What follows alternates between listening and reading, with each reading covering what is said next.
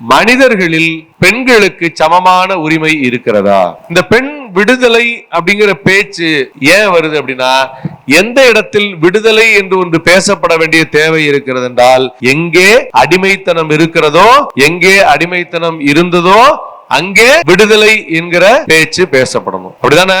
எல்லாரும் சமமா இருக்கிறோம்னா அப்ப பெண் விடுதலைன்னு ஒரு பேச்சு தேவைப்படுமா? இப்ப எங்க எல்லாம் அடிமைப்பட்டு இருந்தாங்க? பிரசன்ட் டென்ஸ்ல இருக்கா, பாஸ்ட் டென்ஸ்ல இருக்கா, ஃபியூச்சர்ல இருக்குமா? ஒரு கேள்வி நமக்கு தோணலாம். இப்ப பழிச்சு நமக்கு என்ன தோணும்? கொஞ்சம் வளர்ந்திருந்தாலும் கூட என்ன அடிமைத்தனம்ன்றீங்க? இங்க இருக்கிற ஆண்களை விட பெண்களுடைய எண்ணிக்கை தான் அதிகமா இருக்கு. கரெக்ட் தானே? அப்ப பெண்ணுக்கு அடிமைத்தனம் இருக்குதா என்று ஒரு கேள்வி எழலாம். இந்த அடிமைத்தனத்தினுடைய அடிப்படை எங்க இருக்கு, தொடக்கம் எங்க இருக்கு, நேத்து எப்படி இருந்துச்சு, இன்னைக்கு எப்படி இருக்குன்னு நம்ம தெரிஞ்சுக்கிட்டாதான் நாளைக்கு இந்த நிலை எப்படி இருக்கும் என்பதை தெரிந்து கொள்ள முடியும். ஒரு பெண் என்றால் எப்படி இருக்க வேண்டும் என்று நம்முடைய மனம் எதிர்பார்க்கிறது. இயல்பா ஒரு பெண்ணுனா இப்படிதான் இருக்கணும் அப்படின்னு இருக்கும் இல்லையா? எப்படி எதிர்பார்க்கிறது? குண அடிப்படையில் ஒரு பெண் எப்படி இருக்க வேண்டும் என்று சமூகம் எதிர்பார்க்கிறது? அமைதியா இருக்கணும், அடக்க ஒடுக்கமா இருக்கணும். ஒரு ஆண் எப்படி இருக்கணும்? துணிச்சலா இருக்கணும், வீரமா இருக்கணும், குடும்பத்தை பாதுகாத்துக்கணும், சம்பாதிக்கணும். ஏன் இதெல்லாம் பெண்ணால செய்ய முடியாதா? துணிச்சலா இருக்க முடியாதா? வீரமா இருக்க முடியாதா? குடும்பத்தை பார்த்துக்க முடியாதா? உண்மையை சொன்னா பெண்கள் தான் ஏராளமான குடும்பங்களை பார்த்து கொண்டிருக்கிறார்கள், அவர் தான் பாதுகாக்கிறார்கள். ஆனா நம்முடைய மூளையில எப்படி காலகாலமா நிறைய ஒரு புத்தி உருவாக்கப்பட்டிருக்குன்னா, பெண் என்பவள் அழகா இருக்கணும், அடக்கமா இருக்கணும், அமைதியா இருக்கணும், ஆர்ப்பாட்டம் பண்ணக்கூடாது, அதிகமா ஆசைப்படுற ஆம்பளையும் அதிகமா கோபப்படுற பொம்பளையும் நல்லா வாழ்ந்ததா சரித்திரமே இல்ல. பெண்களுக்குன்னு ஒரு வரைவிலக்கணம் வச்சிருக்காங்க. இந்த வரைவிலக்கணத்தை காலங்காலமாக இந்தியாவில் மட்டுமல்லாமல் கிட்டத்தட்ட உலகில் இருக்கிற பெரும்பாலான நாடுகள் அப்படித்தான் பின்பற்றி கொண்டிருக்கின்றன. இந்த பெண்கள் உலகத்திற்கு அவசியம் இல்லாத ஒண்ணா?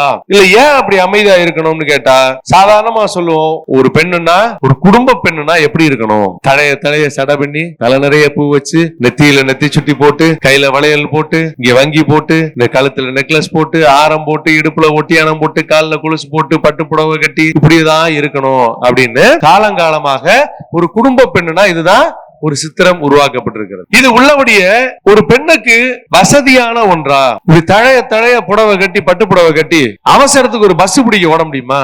இவ்வளவு நகையை போட்டு நிம்மதியா நம்ம ஊர்ல ரோட்ல நடக்க முடியுமா? சரி, எதுக்கு இவ்வளவு நகை போடணும்? ஏன் ஆண்கள் இவ்வளவு நகை போடல? அதிகபட்சம் போட்டிருந்தா ஒரு மோதிரம் போட்டிருப்பாங்க.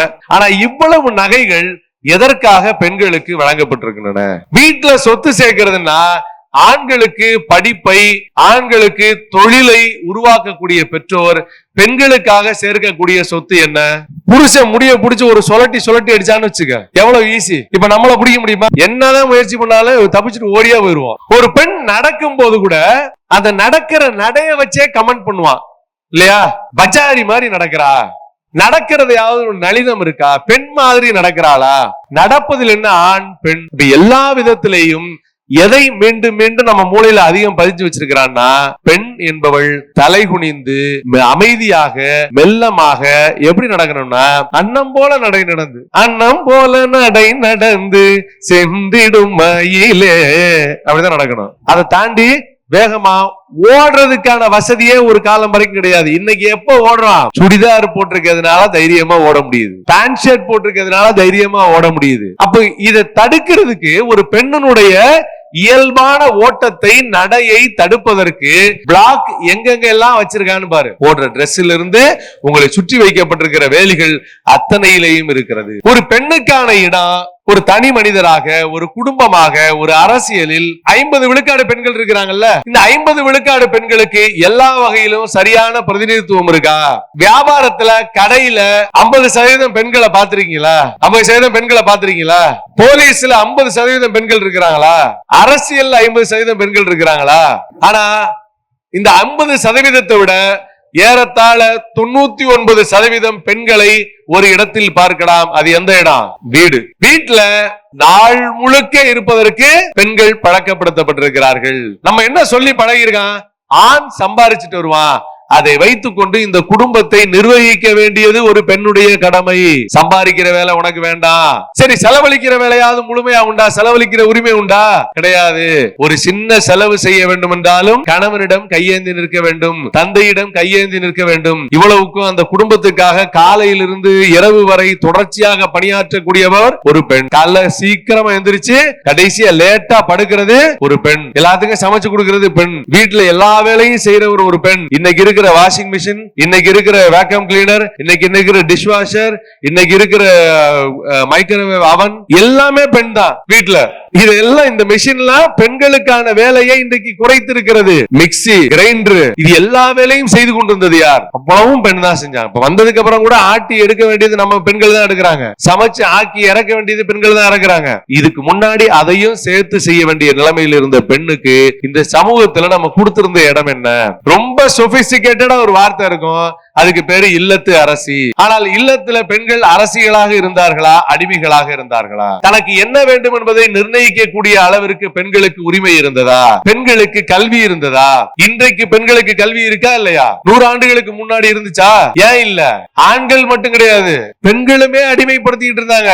அடுத்த தலைமுறை பெண் எப்படி உருவாகணும்ங்கறத யாரு சொல்லி கொடுப்பா? பெண் தான் சொல்லி கொடுப்பாரு. ஒரு கும்கி யானையை வச்சு மற்ற யானைகளை எல்லாம் அடக்குவதை போல, மற்ற யானைகளை எல்லாம் பழக்குவதை போல, ஒரு வேலைக்கு கற்றுக்கொண்ட இடத்துல கூலி வேலைக்கு எப்படி வேலை செய்யணும், எப்படி அடங்கி நடக்கணும்னு ஒருத்தர் சொல்லி கொடுக்கிறது மாதிரி வீட்டில் இருக்கக்கூடிய மூத்த பெண்கள், புதிதாக பிறக்கக்கூடிய பெண்களுக்கு எதையெல்லாம் சொல்லி கொடுப்பாங்க?